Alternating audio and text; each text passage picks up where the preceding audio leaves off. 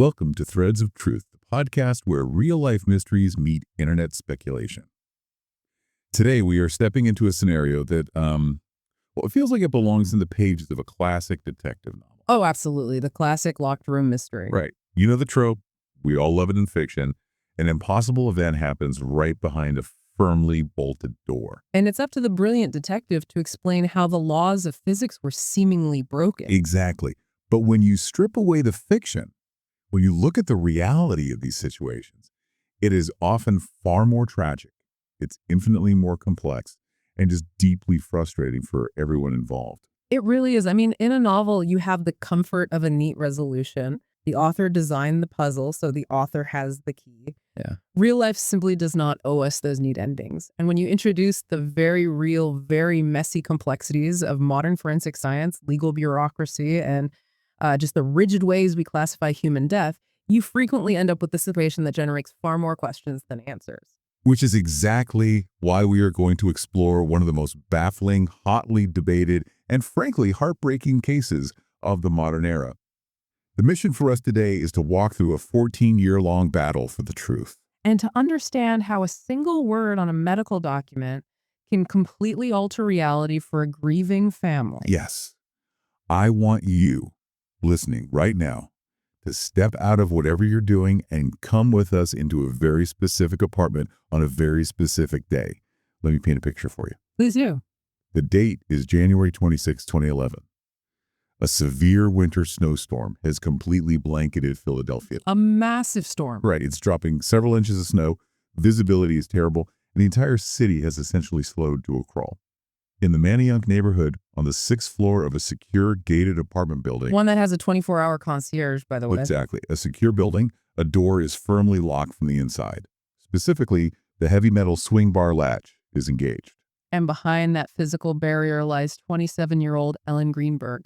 She was a first-grade teacher. She was newly engaged. By every account from her family and friends, she was just a bright, caring light in their lives. He really was. But on this snowy afternoon, she is found lying on her kitchen floor. She is completely unresponsive, and there is a serrated knife lodged deep into her chest. And here is the shocking detail. The detail that will anchor literally everything we discussed today. Ellen wasn't just stabbed once. She was stabbed and slashed at least 20 times. Some of the forensic reports even count up to 23 distinct wounds. Right. But here's the part that just stops you in your tracks. 10 of those stab wounds are to the back of her head and neck. Let that sink in for a second. 10 wounds to the back of the head and the back of the neck. A fatal plunge directly into her chest. And yet, that apartment door is locked from the inside. That is the grim, seemingly impossible paradox at the absolute heart of this case. Today, we are going to examine how the medical classification of a death, specifically the pendulum swing between the word homicide and the word suicide, can entirely shape public understanding. It's massive. We are going to look at how that single word shapes massive legal battles and how it has fueled her family's relentless 14-plus year quest for the truth. Because that one categorization on a death certificate dictates whether a police department opens a massive manhunt or whether they simply close a file and move on. Exactly. Okay, I want to unpack this from the very beginning. Because to understand the sheer gravity of what happened in that apartment, we first need to understand Ellen. Who was she in the months leading up to January 2011? Well, we know she was 27. We know she was incredibly healthy with no physical handicaps or limitations. She had gotten engaged to her fiancé in June of 2010. And they were actively planning an August 2011 wedding. They were. But the sources show that in the months right before she died, something started to shift for her mentally. What was going on? To really understand her state of mind, we have to look closely at the psychiatric records and the text messages that were recovered.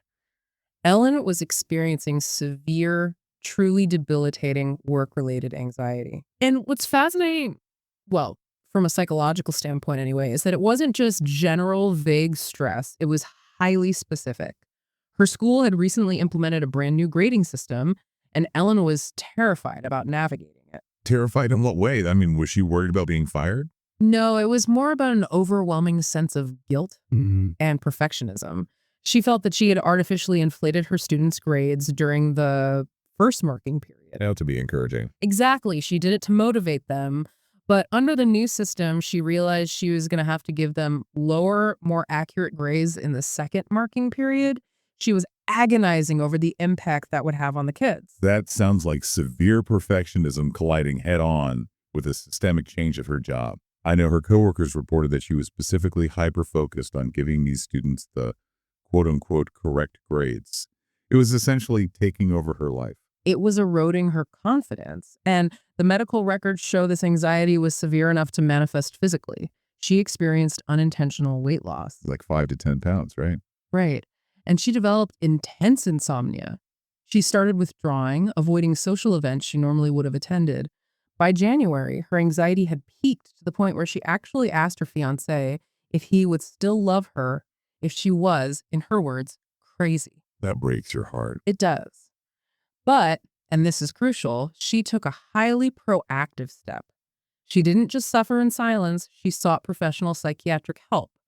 The records detail 3 specific sessions on January 12th, 17th, and 19th of 2011. I want to walk through those sessions in detail because they give us a really clear, documented window into her headspace right before she died. Absolutely.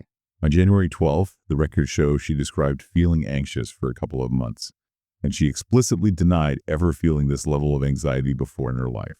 The notes mention compulsive cleaning, feeling totally overwhelmed, and even expressing a desire to just quit her job entirely. The psychiatrist prescribed her Zoloft to help manage the anxiety. Which is pretty standard. Very standard. Zoloft, or sertraline, is an SSRI. But these medications often take weeks to build up in the system. And sometimes in those first few weeks, they can actually make sleep issues worse or cause jitteriness. Right. By her second appointment on January 17th, she reported to the doctor that she actually wasn't taking the Zoloft. Why not, did she say? She said she wanted to keep working instead of sleeping, and she felt the medication might interfere with that. Wow. She was so consumed by her work stress that she had actually mapped out all of her contractual obligations just in case she decided to resign. There was a suggestion during that session that she might take some time off and go work with her parents temporarily. Wasn't there? Yes, but she felt she couldn't do that. It was at the second appointment that the psychiatrist decided to switch her medication strategy. They moved her from Zoloft to Klonopin. Just to clarify for anyone listening, Klonopin is different from Zoloft, right? The benzodiazepine. It's meant to work much faster to calm the nervous system. Precisely. It's a fast-acting sedative used to treat panic and acute anxiety. Alongside the Klonopin, she was also taking Ambien, specifically to combat the severe insomnia. And then we have her final appointment, which was January 19th, exactly 1 week before her death. The notes say she reported feeling an improvement in her symptoms after the medication switch. She was officially diagnosed with an adjustment disorder with anxiety. But here is the point I really want to emphasize for you listening right now, because in the context of a suicide ruling, this is massive. During these sessions, Ellen explicitly, repeatedly denied feeling suicidal. That is a highly significant baseline. Her parents also denied any history of prior suicide attempts or ideation. Right. Her friends and coworkers noted her stress, obviously, but absolutely no one reported that she ever talked about self-harm. Furthermore, there were no reports of domestic abuse, no signs of an unsafe relationship. In fact, her psychiatrist specifically noted in the medical file that Ellen smiled warmly when speaking about her fiancé and their upcoming wedding. So we have a young woman who is undoubtedly in acute distress over her career. She's struggling with sleep, she's adjusting to some heavy new psychiatric medications, but she is forward-looking. She's discussing her wedding plans. She's actively seeking treatment. Which brings us to the day of her death, January 26, 2011. The timeline of this specific afternoon is absolutely critical to the investigation. And thanks to modern apartment living keycard swipes surveillance video, we have a precise breakdown of who was where. Before we get into the exact times, we should note that there is an approximate 4-minute variation between the building's video timestamps and the electronic keycard logs. Right, a slight sync issue. But even with that slight discrepancy, they paint a very clear picture. Let's walk through that afternoon. Because of that severe snowstorm we mentioned, Ellen's school was dismissed early. She drives home and enters the apartment complex parking garage at 1:32 p.m. About 20 minutes later, at 1:53 p.m., her fiancé enters the garage as well. So they are both home early, safe in the snow. And between 1:51 p.m. and 2:27 p.m., Ellen is having a text message exchange with a friend. This exchange is our last real-time look into her state of mind. Exactly. At 1:51, she texts her friend, "It's been miserable." A few minutes later, she follows up with, "Feel like I've tried everything, but nothing is working." The friend is supportive, asking how she's been doing that week. A little while later, at 3:41 p.m., Ellen replies, "My great, I want to scream. N grades are due. Tonight, N, I can't seem to get them done." And then at 3:47 p.m., she sends her very last outgoing text. She says, "Scan some to me ill due after work tonight." That text stands out. "I'll due after work tonight." It implies a plan for the future.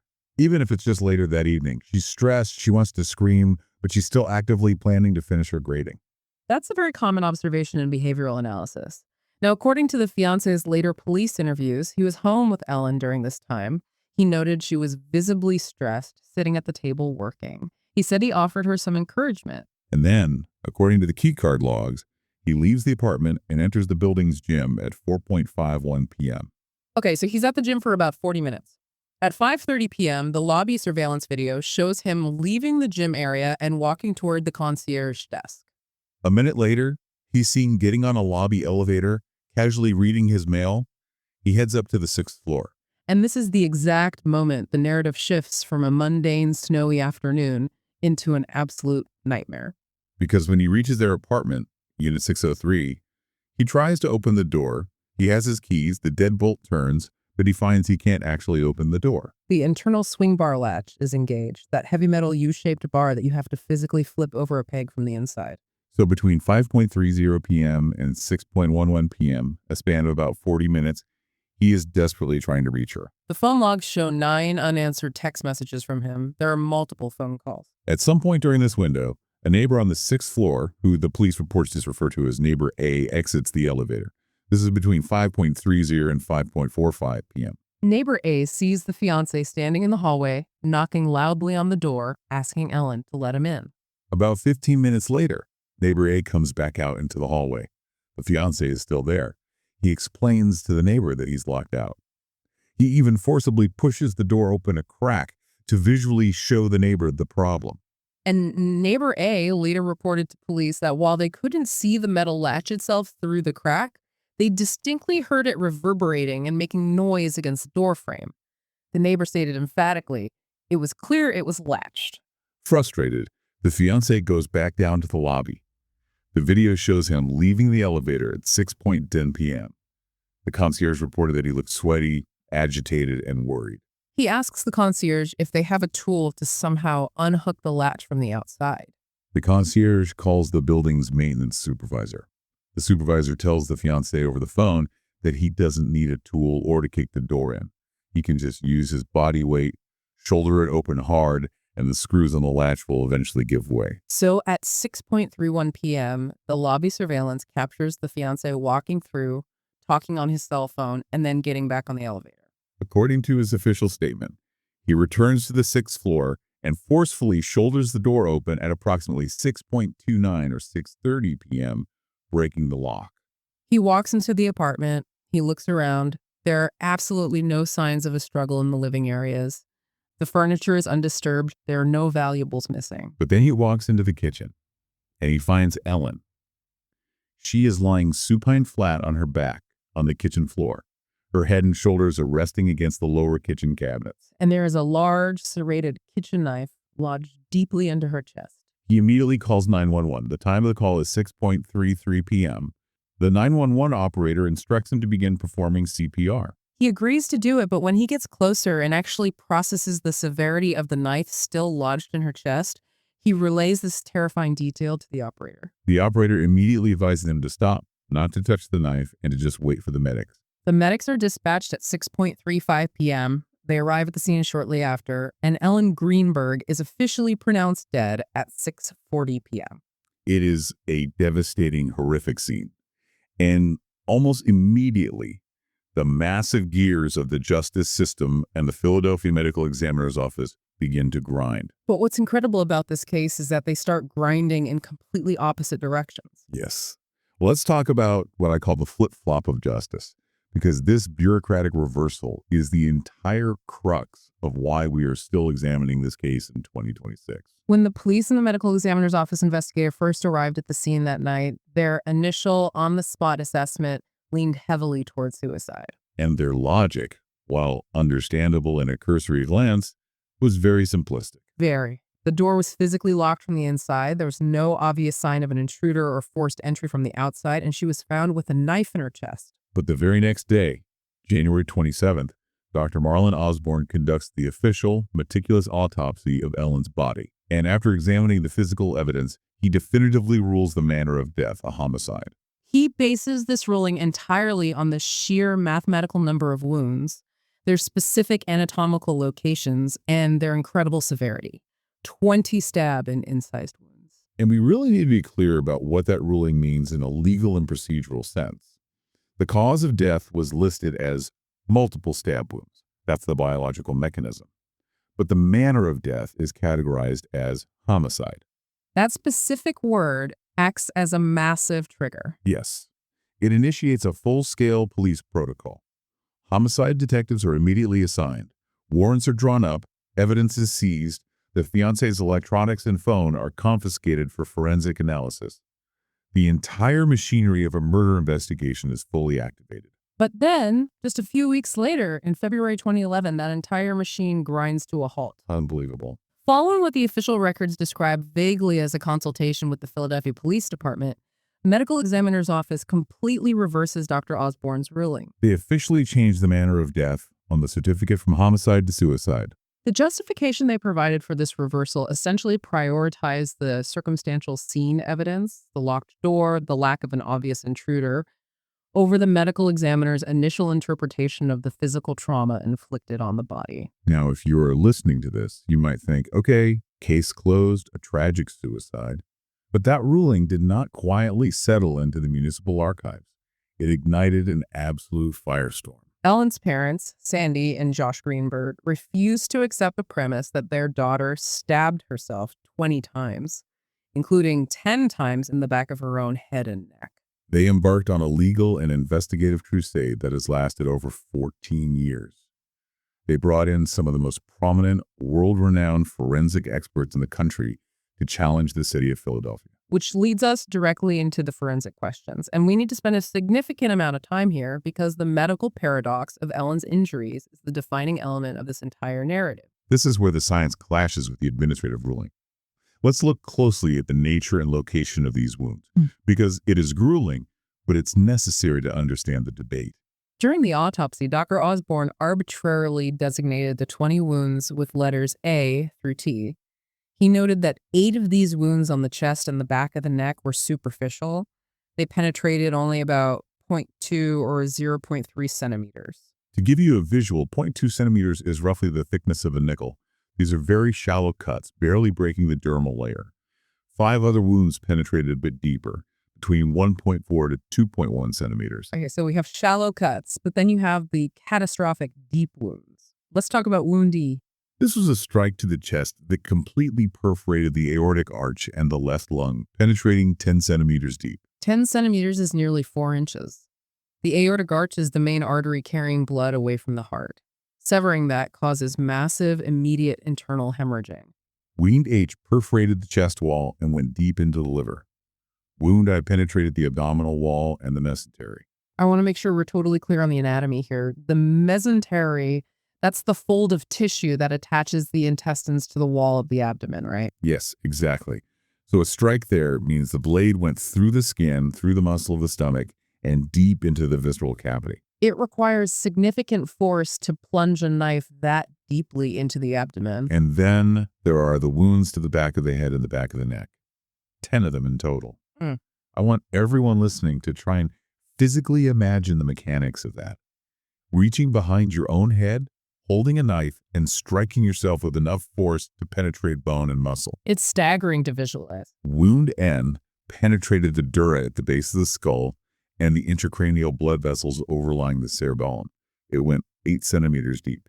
That is over 3 inches directly into the back of the skull. For context, the dura, or dura mater, is the tough outermost membrane protecting the brain and spinal cord.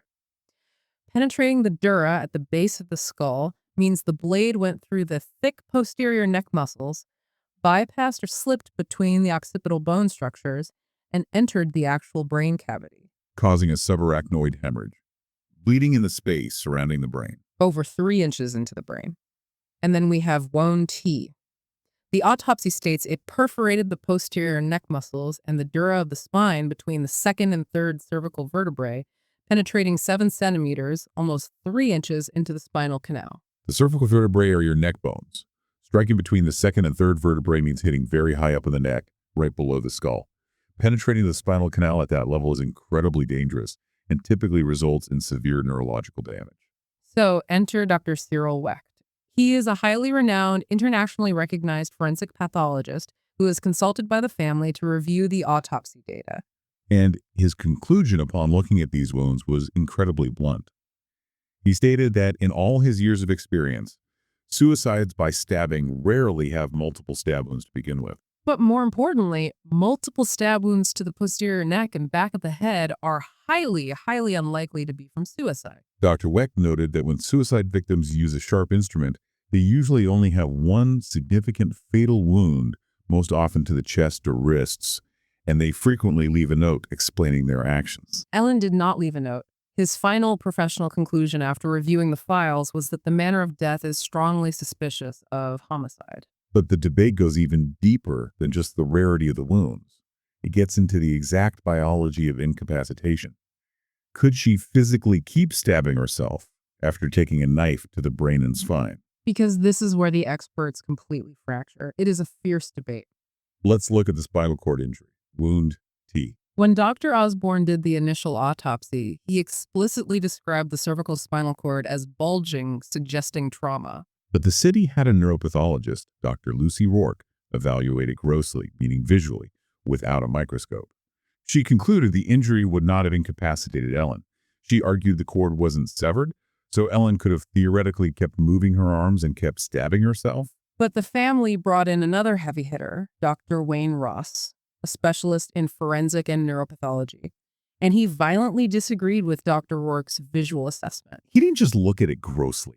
He reviewed the histology slides, the microscopic tissue samples of the spinal cord. And his argument was that a stab wound penetrating the skull cavity, slicing cranial nerves, and hitting the brain would have caused blinding, unimaginable pain, severe cranial nerve dysfunction, and essentially incapacitated her immediately. Dr. Ross argued that it would be biomechanically impossible for Ellen to inflict all of her subsequent injuries.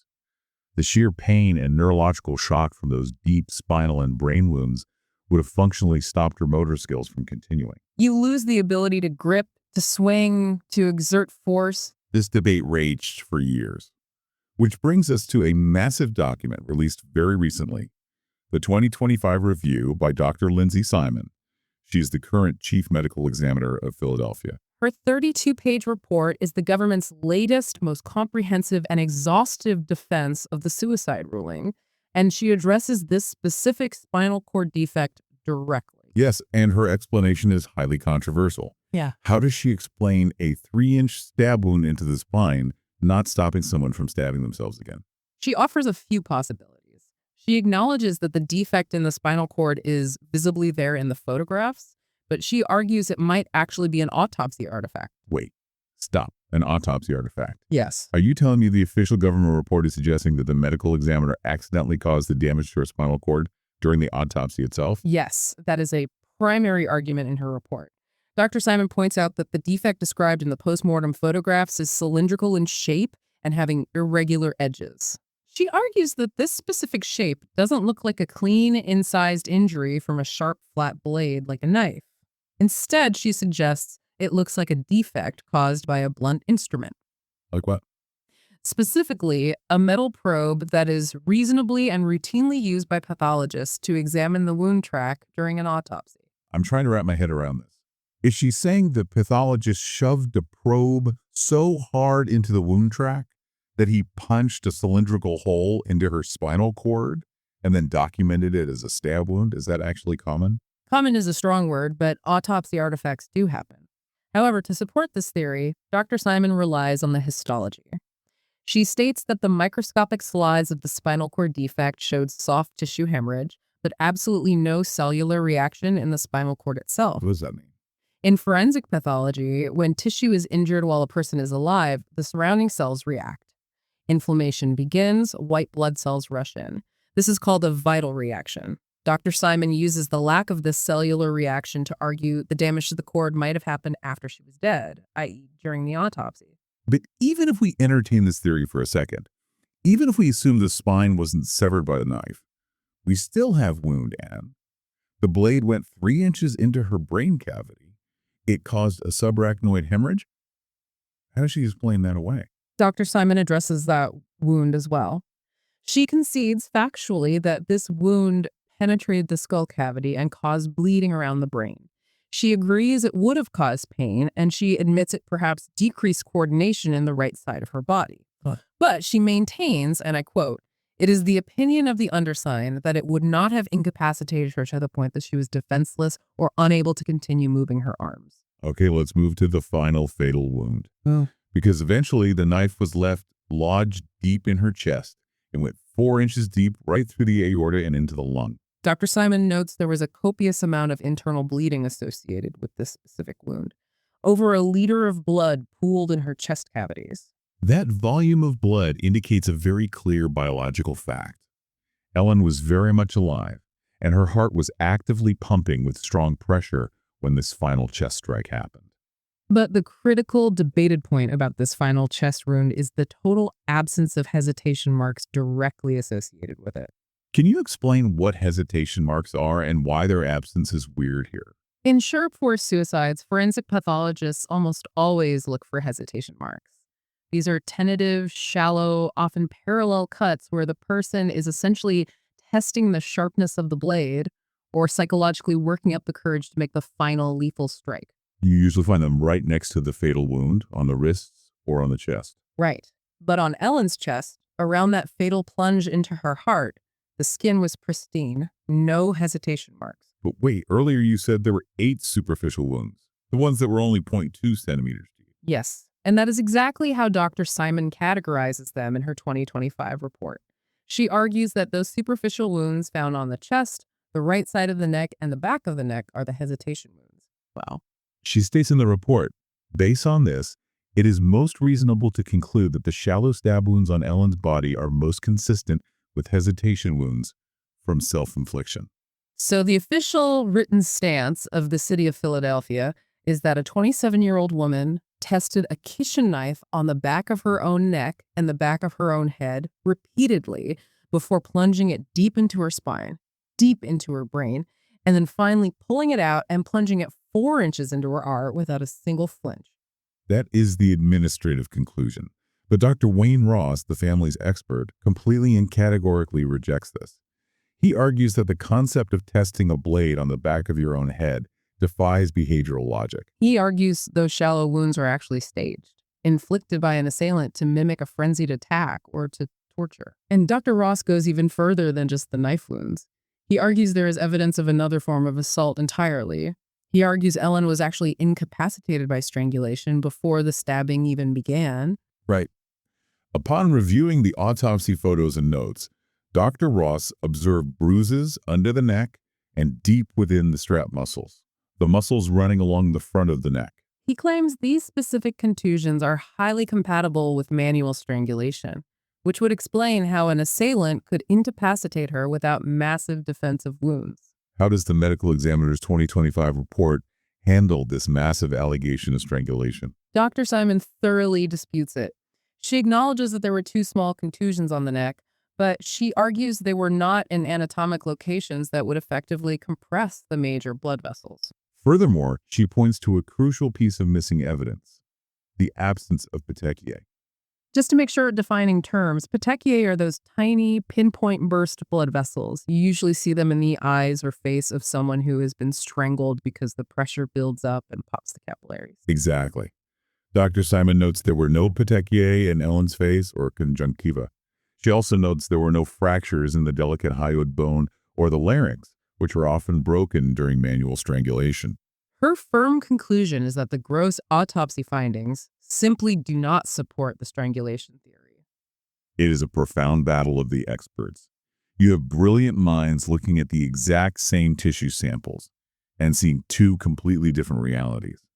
But let's step away from the medical evidence for a second and look at the physical room itself. Because the locked room dynamic is the entire reason the suicide theory gained traction in the first place. Let's talk about the mechanics of that front door. The locked door is the anchor of the city's argument. The fiancé claimed he was locked out and had to physically break the heavy door down. The timeline mostly supports that he was outside the apartment. We know neighbor A heard him knocking and heard the lock rattling. But the details of the break-in itself, when you look closely at the original police records, are surprisingly murky. They really are. I was reading through the source material, and the initial medical examiner's office report explicitly stated that a security guard was present when the door was forced open. But then a later, entirely separate report written by the same investigator noted that all the information about the locked door actually came solely from the police and the fiancé. There was no indication that the forced entry was actually witnessed by any building staff.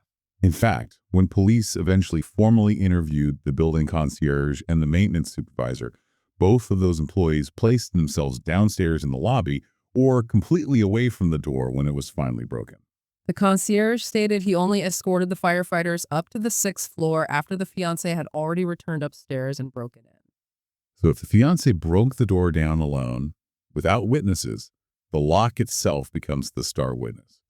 And this is where the property manager of the building, a woman named Melissa Ware, provided a mechanical twist in her testimony that completely shatters the locked room illusion. It's a massive revelation. She later testified under oath that the specific swing bar latches installed in that apartment building were flawed. She demonstrated that they could self-engage if a door was slammed hard enough from the outside. Walk me through the mechanics of that. How does a heavy metal bar just flip itself? Think about the design. You have a heavy metal U-bar attached to a hinge on the door frame and a peg on the door itself. If the door is open and you pull it shut with immense force slamming it, the vibration and the sheer physical jolt as the door hits the frame can cause that heavy metal bar to swing outward on its hinge. As the door settles into the frame, the bar falls over the peg. It locks itself. Think about the staggering implications of that testimony.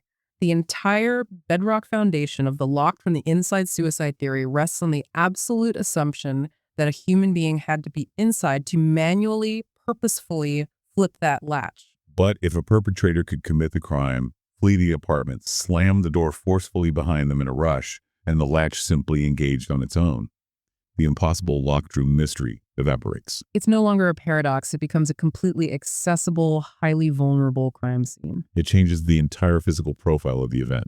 And speaking of the crime scene, what a strange, contradictory scene it was. Let's look closely at the blood evidence. The initial medical examiner investigator noted that the blood evidence appeared to be highly confined to the immediate vicinity of Ellen's body in the kitchen. Right, and here's where it gets incredibly weird.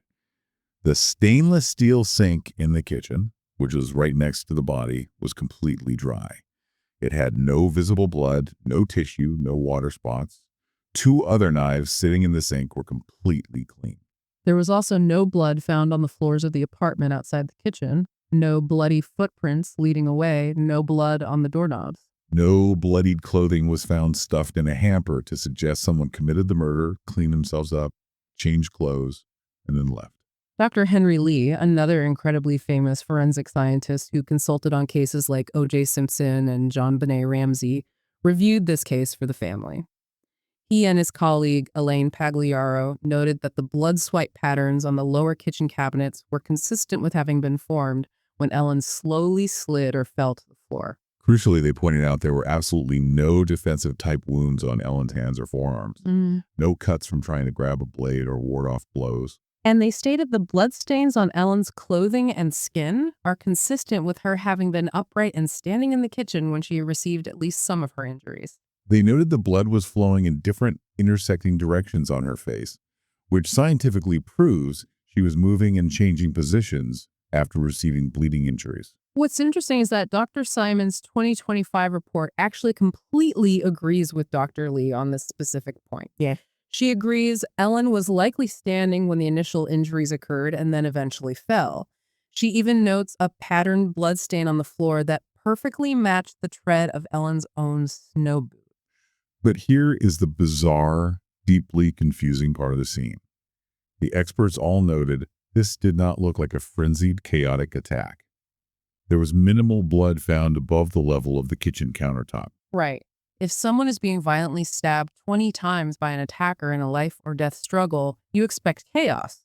You expect cast-off blood, which is the blood that flies off the weapon as the attacker pulls it back to strike again. You expect spatter on the walls, on the ceiling, overturned chairs, but it was contained. Which is exactly why the medical examiner's report argues that the lack of a frenzied scene actually supports the suicide theory. Their administrative logic is that there was no evidence of a second weapon, no signs of a struggle, and frankly, insufficient time for a perpetrator to inflict 20 deep wounds, somehow clean themselves entirely without using the sink, and escape the apartment without leaving a single trace of blood outside the kitchen boundary. But this raises a massive, disturbing question about the crime scene itself, a question that haunts this investigation. The scene was professionally cleaned shortly after the body was removed. Yes.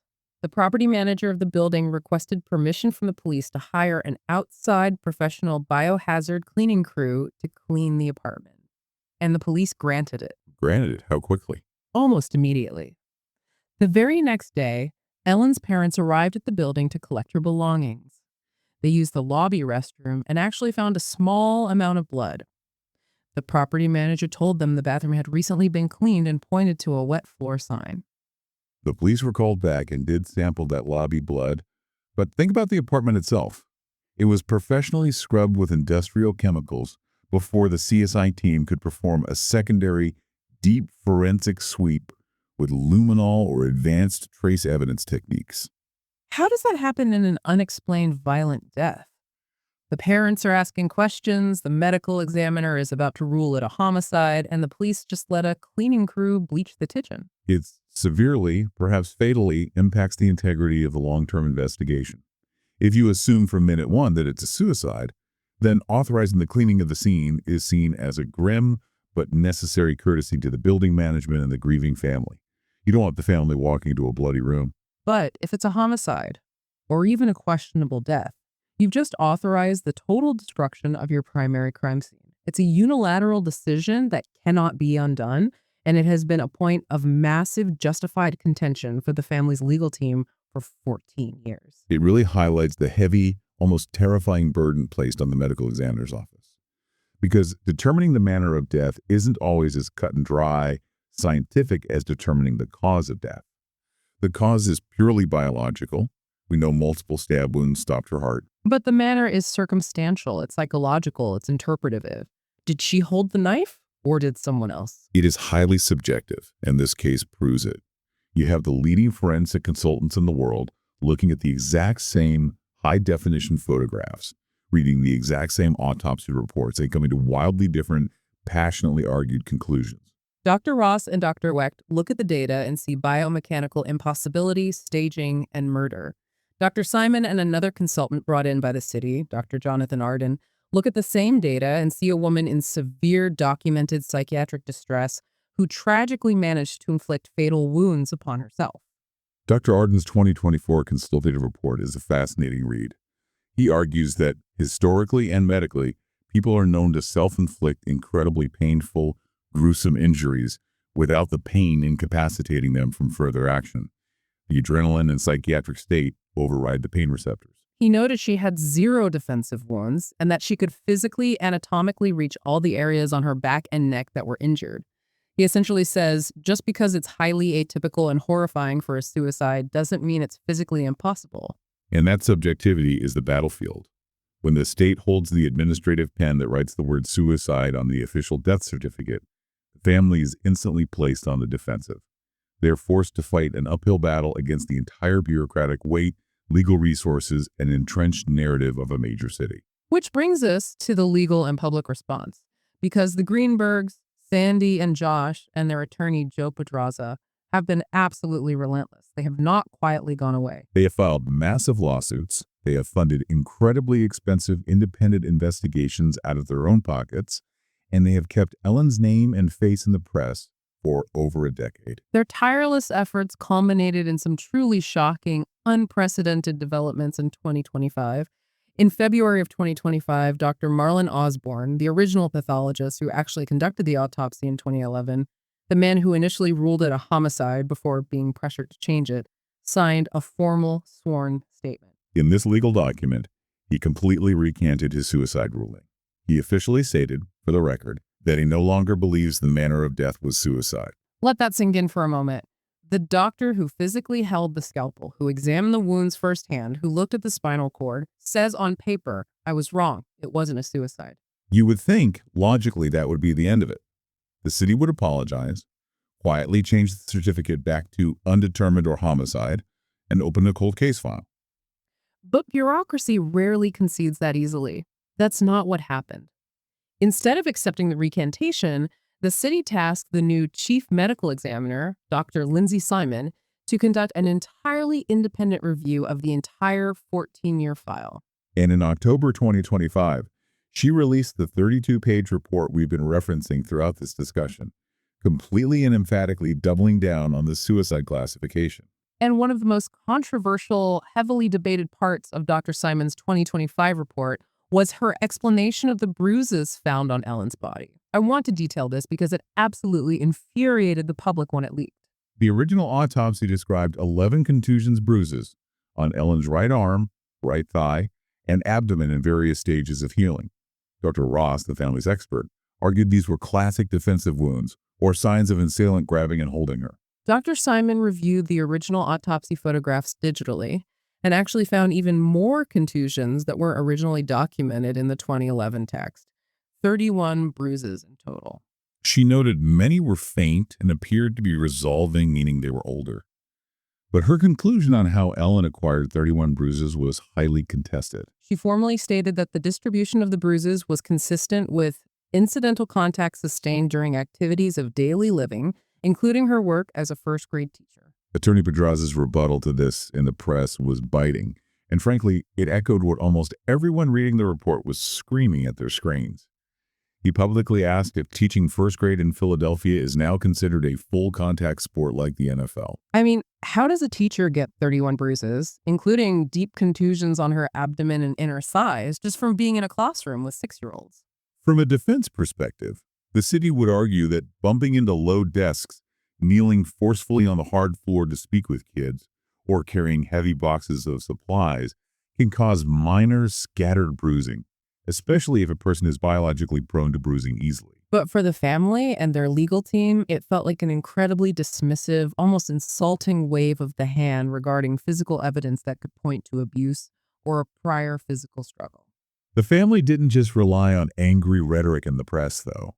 They fought science with advanced science. They utilized modern technology that simply wasn't available to investigators in 2011. They commissioned a 3D photogrammetry body mapping study. This is a fascinating application of forensic technology. Can you explain how photogrammetry works in a historical case like this? Basically, they took the highly precise measurements from the 2011 autopsy, the exact X, Y, and Z coordinates of every single stab wound on the neck and head. They then took a digital, anatomically accurate 3D model of a human female, matching Ellen's exact height, weight, and limb length. They mapped those wound coordinates onto the digital body. Then they asked a computer to mathematically calculate the required joint angles, the specific wrist flexion, elbow rotation, and shoulder extension that would be necessary for that digital model to hold a knife and strike those precise angles on the back of its own neck. And what were the results of that modeling? This mathematical dynamic modeling was conducted by a biomechanical expert named Michael Woodhouse. His official conclusion was that self-infliction of multiple deep posterior head and neck wounds would require multiple rapid dynamic movements of the wrist and elbow, which are, in his words, not biomechanically probable. Essentially, the computer said the human arm doesn't bend and strike with force in those directions repeatedly. So you have a situation where advanced mathematics and 3D modeling are saying the act is biomechanically impossible. You have the original medical examiner formally recanting his ruling, and yet you have the current medical establishment of the city issuing a 32-page report insisting it is a suicide. The public skepticism around this contradiction reached an absolute boiling point. The internet discourse, the true crime community, The local Philadelphia news, it has been massive. People look at the raw facts. 20 stab wounds, 10 to the back of the head, a locked door that has been proven to self-lock, a hastily cleaned crime scene, and they lose their minds over the lack of action. If we pull back and look at the broader societal implications, it is a perfect storm for institutional distrust. When the official government-sanctioned narrative so heavily defies what the general public perceives as basic common sense and gravity, it creates a massive vacuum. And into that vacuum pours intense internet speculation, amateur sleuths, and eventually loud, organized demands for higher accountability. Which is exactly what finally happened just recently in January 2026. This is the massive, potentially game-changing update to this entire saga. The United States Attorney's Office officially stepped in and opened a federal investigation into the case. Federal prosecutors have formally requested all documents, files, and communications tied to Ellen Greenberg's death from the local authorities. And we need to be very precise about what a federal probe means in this context. The feds are acting like a local homicide squad. They aren't dusting for prints, looking for a specific murderer. They are looking at the system itself. They're investigating potential institutional corruption, civil rights violations, or undue influence regarding why the Philadelphia police and the medical examiner's office were so incredibly stubbornly insistent on maintaining a suicide ruling, even in the face of contradictory evidence, public outcry, and sworn recantations from their own former staff. Attorney Joe Pedraza was quoted in the news shortly after the announcement saying he and the Greenbergs are ecstatic. He said, "This is exactly what we've wanted all along." They finally have a truly independent, high-level review body that possesses federal subpoena power, completely outside the local political ecosystem of Philadelphia. To truly understand the context and the necessity of this federal probe, we have to impartially mention some of the political nuances and rumors that have surrounded the case for years. For instance, in 2022, the state's attorney general at the time, Josh Shapiro, had to officially recuse his office from investigating the case. Yes, there were reported personal connections and relationships between individuals in Shapiro's office and the Goldberg family, the family of Ellen's fiancé. Now, as analysts, it is absolutely vital to state clearly and impartially that a legal recusal is a standard, proper, ethical procedure. It happens all the time to avoid conflicts of interest. It does not, in any way, legally prove a conspiracy, a cover-up, or foul play. But let's be real about the court of public opinion. How does the public view a recusal like that? In the court of public opinion, it adds absolute rocket fuel to the fire. When high-level state politicians are recusing themselves from a highly disputed, incredibly violent case involving a young woman with 20 stab wounds, the public immediately cynically suspects that the truth is being buried by political weight, wealth, and personal influence. That intense public distrust, whether perfectly founded or not, is a significant factor in why a federal probe became practically necessary. The local and state institutions had completely lost the confidence of the public. Let's move into our analysis and reflection on all of this information. Because stepping back from the microscopic tissue slides, the legal filings, and the political drama, we have to ask a fundamental question. Why does this specific case grip the public imagination so tightly? There are thousands of unsolved cases, but this one refuses to fade away. It's the powerful allure of the locked room, as you mentioned at the very beginning of our discussion. It presents the human brain with an irresistible, terrifying cognitive puzzle. It's the ultimate paradox. On one side of the mental scale, you have the physical, tangible barrier of the locked door, Right. which strongly, almost undeniably points to isolation and self-infliction. On the other side of the scale, you have the mathematical and anatomical near impossibility of the wounds, stabbing yourself in the back of the neck 10 times, which screams outside intervention. The human brain hates a paradox. We are wired to want the puzzle pieces to fit together smoothly, and when they don't, we obsess over the jagged edges where they clash. Exactly. And this case highlights the massive, dangerous chasm that can exist between administrative, technical medical rulings and common sense public perception. When you sit down and read Dr. Simon's 32-page report, you are reading a highly technical, heavily administrative justification. She uses clinical terms like autopsy artifacts and hesitation wounds to explain away horrifying, visceral, physical trauma.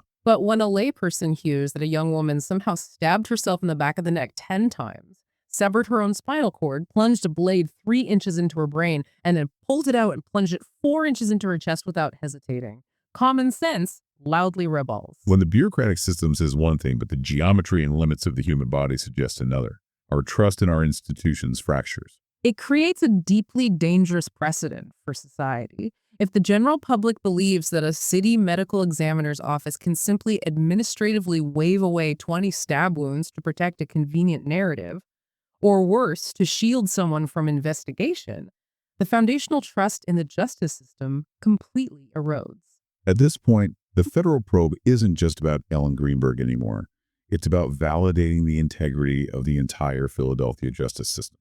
And amidst all this abstract talk of systemic integrity, biomechanical computer modeling, and legal precedents, we absolutely cannot lose sight of the emotional cost.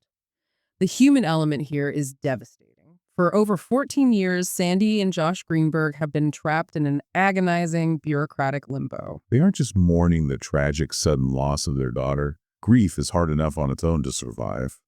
But they have been forced to weaponize their grief. They have spent their retirement years fighting the very city their daughter lived in and loved. They spend their days hiring lawyers, reading gruesome clinical autopsy reports about their child's brain, and debating the depth of knife wounds on national television. And the most heartbreaking part, they're doing all of this just to change one single word on a piece of paper. From suicide to homicide, or even just undetermined. It's a Herculean, exhausting effort against a bureaucracy that stubbornly refuses to bend. I want to leave you, the listener, with a final thought to mull over as we conclude. Reflect on the immense world-altering power of a single word. When a medical examiner checks the box for homicide, it acts as a powerful catalyst. It brings resources, it brings trained detectives, it brings a search for justice, and ultimately, it allows a family to begin a normal grieving process, knowing the truth is being actively pursued. But the word suicide. Suicide brings closed doors. It brings professional cleaners scrubbing away the scene with bleach before the sun even comes up. It brings a lingering, painful stigma, and in cases like Ellen's, it brings a lifetime of haunting, unanswered questions. One word on a death certificate doesn't just categorize a biological cessation of life. It entirely redefines the narrative of a person's final chapter on Earth. And for Ellen Greenberg, that chapter is still waiting to be accurately, truthfully written. A young British backpacker travels through the Australian desert and vanishes after walking away from his group. Next time, we examine the mysterious disappearance of Tony Jones.